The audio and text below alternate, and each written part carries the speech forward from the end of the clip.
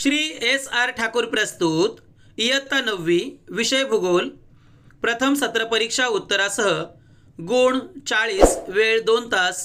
Video आवडल्यास व्हिडिओला like करा, शेअर करा आणि जर सबस्क्राइब केले नसेल तर सबस्क्राइब करा। प्रथम सत्र परीक्षा इयत्ता 9वी विषय भूगोल विद्यार्थी मित्रांनो, दिलेल्या प्रश्नपत्रिकेचे स्वरूप काळजीपूर्वक पहा आणि यानुसार पेपर सोडवण्याचा प्रयत्न करा। प्रश्न क्रमांक 1, कंसात दिलेल्या पर्यायांपैकी योग्य पर्याय निवडून विधाने पूर्ण करा व पुन्हा लिहा। प्रश्न क्रमांक 1, सममूल्य रेषा जवळजवळ असल्यास घटकातील बदल डॅश डॅश असतो। 1 सौम्य, 2 तीव्र, 3 समान। योग्य उत्तर आहे तीव्र असतो। प्रश्न क्रमांक 2, डॅश डॅश महासागर हा जगातील सर्वात मोठा जलसाठा आहे। 1 पॅसिफिक, 2 हिंदी, 3 बंगालचा उपसागर। योग्य उत्तर आहे पॅसिफिक महासागर। प्रश्न क्रमांक 3, पर्वताच्या अडथळ्यामुळे डॅश डॅश पाऊस पडतो। 1 प्रतिरोध, 2 आवर्त, 3 प्रत्यावर्त। योग्य उत्तर आहे प्रतिरोध पाऊस। प्रश्न क्रमांक 4, वनस्पतींच्या मुळांमुळे डॅश डॅश विदारण होतो। 1 कायिक, 2 रासायनिक, 3 जैविक। योग्य उत्तर आहे जैविक विदारण। प्रश्न क्रमांक 2, योग्य जोड्या लावा। गुण 4, अ गट ब गट। अ गट 1 नदी, 2 वारा, 3 हिमनदी, 4 भूजल। ब गट अ हिमोडगिरी, ब त्रिभुज प्रदेश, क लवणस्तंभ, ड वालुकागिरी। योग्य उत्तरे 1 नदी, त्रिभुज प्रदेश, 2 वारा, वालुकागिरी, 3 हिमनदी, हिमोडगिरी, 4 भूजल, लवणस्तंभ। प्रश्न क्रमांक 3, एका वाक्यात उत्तरे लिहा। कोणतेही 4 गुण 4। प्रश्न क्रमांक 1, वारा कशास म्हणतात? उत्तर हवेच्या हालचालीस वारा असे म्हणतात। प्रश्न क्रमांक 2, पाऊस मोजण्यासाठी कोणते उपकरण वापरतात? उत्तर पाऊस मोजण्यासाठी पर्जन्यमापक हे उपकरण वापरतात। प्रश्न क्रमांक 3, पृथ्वीचा किती टक्के भाग जलयुक्त आहे? उत्तर पृथ्वीच्या 70.8% भाग जलयुक्त आहे। प्रश्न क्रमांक 4, कोणत्याही एका खनक प्राण्याचे नाव लिहा। उत्तर उंदीर, घुशी, ससा हे खनक प्राणी आहेत। प्रश्न क्रमांक 5, लोकसंख्या वितरणासाठी कोणत्या नकाशा पद्धतीचा वापर करतात? उत्तर लोकसंख्या वितरणासाठी टिंब पद्धतीच्या नकाशा पद्धतीचा वापर करतात। प्रश्न क्रमांक 4 जगाच्या नकाशा आराखड्यात माहिती भरा व सूची तयार करा। कोणतेही 4 गुण 4। विद्यार्थी मित्रांनो, नकाशा आराखडा भरण्यासाठी 6 घटक दिले जातात जे इथे दिलेले आहेत आणि त्यानंतर ते घटक नकाशा आराखड्यात अचूक भरणे आवश्यक असते।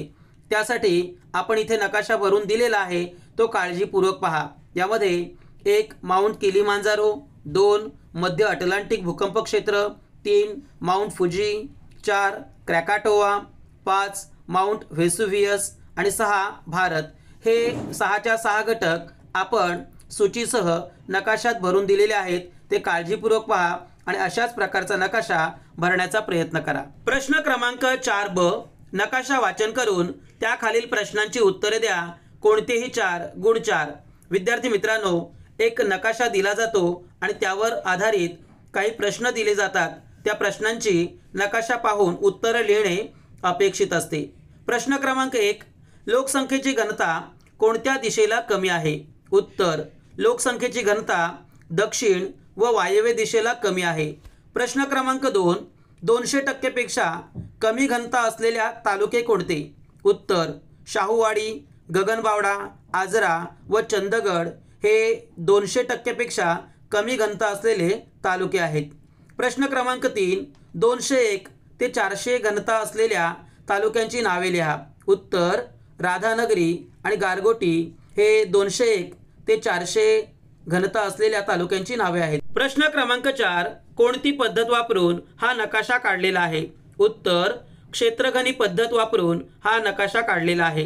प्रश्न क्रमांक 5, 400 पेक्षा जास्त लोकसंख्येची घनता असलेले तालुके कोणते? उत्तर पन्हाळा, हातकणंगळे, शिरोळ, करवीर, कागल आणि गडहिंग्लज हे 400 पेक्षा जास्त लोकसंख्येची घनता असलेले तालुके आहेत। प्रश्न क्रमांक 5, भौगोलिक कारणे लिहा। कोणतेही 2 गुण 6। प्रश्न क्रमांक 1. वाढत्या खोलीनुसार सागरी जलाचे तापमान विशिष्ट खोलीपर्यंत कमी होत जाते. उत्तर 1. सागर पृष्ठावरून बहुतांश सूर्यकिरणे परावर्तित होतात, तर काही प्रमाणात सूर्यकिरणे सागराच्या ठराविक खोलीपर्यंत पाण्यात शिरकाव करू शकतात. 2. वाढत्या खोलीनुसार सूर्याच्या उष्णतेची तीव्रता कमी होत जाते. 3. सागर जलाच्या तापमानात 2000 मीटर खोलीपर्यंत घट होत जाते. 4. 2000 मीटर खोलीनंतर सागर जलाचे तापमान सर्वत्र सारखे आढळते. अशा प्रकारे वाढत्या खोलीनुसार सागर जलाचे तापमान विशिष्ट खोलीपर्यंत कमी होत जाते. प्रश्न क्रमांक 2. बॅरन बेटाचा आकार शंकूसारखा होत आहे. उत्तर 1. जेव्हा शिलारस भूपृष्ठांतर्गत मोठ्या नलिकेसारख्या भागातून वर येतो तेव्हा बाहेर आलेला लाव्हारस या नलिकेच्या मुखाभोवती पसरतो. त्यामुळे शंकूच्या आकाराचे ज्वालामुखी पर्वत तयार होतात. 2. अंदमान जवळच्या बॅरन बेटावरील केंद्रीय ज्वालामुखी काही काळ शांत असतो व पुन्हा कधीतरी एकदम जागृत होतो. 3. नलिकेसारख्या भागातून आलेला लाव्हारस या नलिकेच्या मुखाभोवती पसरतो व त्याचा आकार शंकूसारखा होतो आणि म्हणून केंद्रीय निद्रिस्त ज्वालामुखीमुळे बॅरन बेटाचा आकार हा शंकूसारखा होत आहे. प्रश्न क्रमांक 3. तापमानातील बदलांमुळे कायिक विदारण घडून येते. उत्तर 1. तापमान, दहिवर, स्फटिकांची वाढ, दाबमुक्ती, पाणी इत्यादी कारणांमुळे कायिक विदारण घडून येते. 2. कोरड्या हवामानाच्या प्रदेशात कायिक विदारणाचा प्रभाव जास्त असतो. 3. वाढत्या तापमानामुळे खडकांतील खनिजे प्रसरण पावतात व तापमान कमी झाल्यावर ती आकुंचन पावतात. अशा सततच्या प्रसरण आकुंचनामुळे खडकांतील कणांत ताण निर्माण होतो व खडक फुटतो. 4. ज्या प्रदेशात तापमान काही काळ 0°C कमी असते तेथील खडकांतील तडांमध्ये साचलेलं पाणी गोठल्यावर त्याचा बर्फ होतो व त्याचे आकारमान वाढते. त्यामुळे खडकांत ताण निर्माण होऊन खडक फुटतो. प्रश्न क्रमांक 4. ज्वालामुखीच्या उद्रेकामुळे भूकंप होऊ शकतो. उत्तर 1. पृथ्वीच्या प्रावरणातून तप्त असे द्रव, घन आणि वायुरूप पदार्थ पृथ्वीच्या पृष्ठभागावर फेकले जातात. ही क्रिया म्हणजे ज्वालामुखी उद्रेक होय. 2. ज्वालामुखीची क्रिया घडताना राख, विषारी व ज्वलनशील वायू, तप्त द्रवरूपातील शिलारस इत्यादी पदार्थ बाहेर पडतात. त्यावेळी प्रचंड प्रमाणात ऊर्जेचे उत्सर्जन होते. 3. भेगीय ज्वालामुखीच्या वेळी लाव्हारस तडांमधून बाहेर पडतात. अशा वेळी भूपृष्ठ कंप पावते म्हणजेच थरथरते आणि म्हणून ज्वालामुखीच्या उद्रेकामुळे भूकंप होऊ शकतो. प्रश्न क्रमांक 6. आकृती काढा व प्रश्नांची उत्तरे लिहा. गुण 6. हिमोड व त्याचे प्रकार ही सुबक नामनिर्देशित आकृती काढा व खालील प्रश्नांची उत्तरे लिहा. विद्यार्थी मित्रांनो, आपण इथे आकृती काढून दाखवलेली आहे, ती काळजीपूर्वक पहा. आकृतीला योग्य त्या ठिकाणी नावे द्या. विद्यार्थी मित्रांनो, या प्रश्नासाठी आपल्याला आकृती काढून योग्य नावे दिल्यास आपल्याला 3 गुण मिळतील. त्याचबरोबर दिलेले 3 प्रश्न लिहिल्यास आपल्याला त्या तिन्ही प्रश्नांच्या उत्तरांसाठी 3 गुण मिळतील. प्रश्न क्रमांक 1. हिमोड म्हणजे काय? हिमनदीने वाहून आणलेल्या गाळास हिमोड असे म्हणतात. 2. हिमनदीच्या कोणत्या कार्यातून हिमोडाची निर्मिती होते? उत्तर हिमनदीच्या खनन व संचयन कार्यातून हिमोडाची निर्मिती होते. प्रश्न क्रमांक 3. हिमोडाचे प्रकार कोणते? उत्तर भूहिमोड, पार्श्वहिमोड, मध्यहिमोड आणि अंत्यहिमोड असे हिमोडाचे 4 प्रकार आहेत. विद्यार्थी मित्रांनो, प्रश्न क्रमांक 6 साठी आपल्याला किंवा हा प्रश्न आहे, म्हणजेच प्रश्न क्रमांक 6A. खालील आलेखाचे वाचन करून त्या खालील प्रश्नांची उत्तरे लिहा. गुण 6. विद्यार्थी मित्रांनो, दिलेल्या आलेखाचे वाचन करून त्या खालील दिलेल्या प्रश्नांची उत्तरे लिहिल्यास आपल्याला 6 गुण मिळतील. प्रश्न क्रमांक 1. उष्णकटिबंधातील सागर जलाचे कमाल तापमान किती आहे? उत्तर उष्णकटिबंधातील सागर जलाचे कमाल तापमान 18°C आहे. प्रश्न क्रमांक 2. हे तापमान 500 मीटर खोलीवर किती आहे? उत्तर हे तापमान 500 मीटर खोलीवर 11°C इतके आहे. प्रश्न क्रमांक 3. मध्य अक्षवृत्तीय प्रदेशातील सागर जलाचे तापमान समुद्र सपाटीजवळ किती आहे?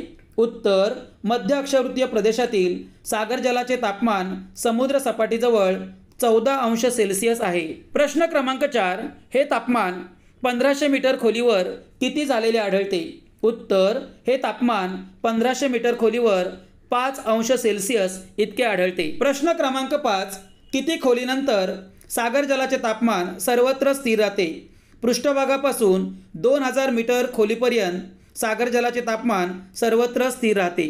प्रश्न क्रमांक 6, दिलेला आलेख हा कोणत्या प्रकारचा आहे?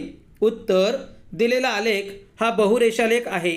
विद्यार्थी मित्रांनो, या 6च्या 6 प्रश्नांची उत्तरे लिहिल्यास आपल्याला हमखास 6 गुण मिळतील। प्रश्न क्रमांक 7, खालील प्रश्नांची सविस्तर उत्तरे लिहा। कोणतेही 2 गुण 8। प्रश्न क्रमांक 1, पृथ्वीवर कोणकोणत्या स्वरूपात वृष्टी होते? उत्तर, 1, ढगातून जमिनीकडे द्रवरूपात किंवा घनरूपात पाण्याचा वर्षाव होतो त्यास वृष्टी असे म्हणतात। 2, हिम, गारा, पाऊस म्हणजे पर्जन्य ही वृष्टीची प्रमुख रूपे आहेत। 3, हिमवृष्टी, वातावरणातील हवेचे तापमान जेव्हा गोठणबिंदू खाली जाते तेव्हा हवेतील बाष्पाचे थेट हिमकणात रूपांतर होते, अशा घनरूपातील वृष्टीला हिमवृष्टी असे म्हणतात। 4, गारा, भूपृष्ठावर जास्त उष्णता असताना ऊर्ध्वगामी हवेचा प्रवाह जोरात वाहतो। ऊर्ध्वगामी प्रवाहामुळे जलकण उंचावर जातात, घनीभवन होऊन गारांची निर्मिती होते व गारांचा पाऊस पडतो। 5, पाऊस म्हणजे पर्जन्य, बाष्पयुक्त हवा वर गेल्यावर तापमान कमी होते, हवेतील बाष्पाचे सांद्रीभवन होते, ढग तयार होतात व पावसाच्या स्वरूपात वृष्टी होते। पावसाचे आरोह, प्रतिरोध व आवर्त हे प्रमुख 3 प्रकार आहेत। प्रश्न क्रमांक 2, क्षारतेवर परिणाम करणारे घटक कोणते? उत्तर, 1, तापमान हा क्षारतेवर परिणाम करणारा महत्त्वाचा घटक आहे। 2, तापमान जास्त असल्यास बाष्पीभवनाचा वेग वाढतो, त्यामुळे क्षारतेत वाढ होते। उदाहरणार्थ उष्णकटिबंधीय प्रदेश। 3, समुद्राला होणाऱ्या गोड्या पाण्याच्या पुरवठ्यावर सागर जलाची क्षारता अवलंबून असते।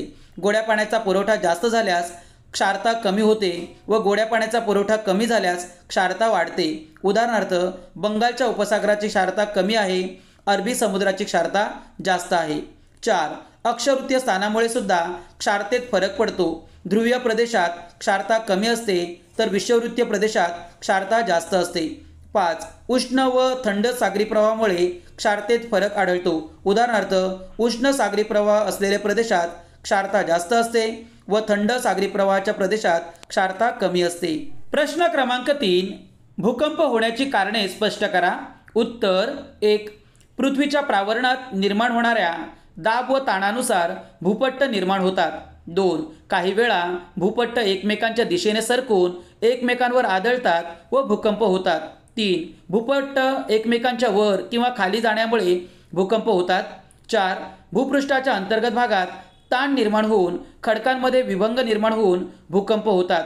5, पृथ्वीच्या प्रावरणातून तप्त असे द्रव, घन आणि वायुरूप पदार्थ पृथ्वीच्या पृष्ठभागावर फेकले जातात, म्हणजेच ज्वालामुखी उद्रेकामुळे भूकंप होऊ शकतो। विद्यार्थी मित्रांनो, दिलेला हा भूगोल या विषयाचा प्रथम सत्राचा सराव पेपर आपण सुंदर हस्ताक्षरात फुलस्केप पेपरवर लिहा आणि या पेपरचा अभ्यास करा। विद्यार्थी मित्रांनो, आपल्याला या चॅनेलवर इतिहास व राज्यशास्त्र या विषयाचा पेपरसुद्धा पाहायला मिळेल। असेच नवनवीन व्हिडिओ पाहण्यासाठी व्हिडिओला लाईक करा, शेअर करा आणि जर सबस्क्राईब केले नसेल तर सबस्क्राईब करा। धन्यवाद।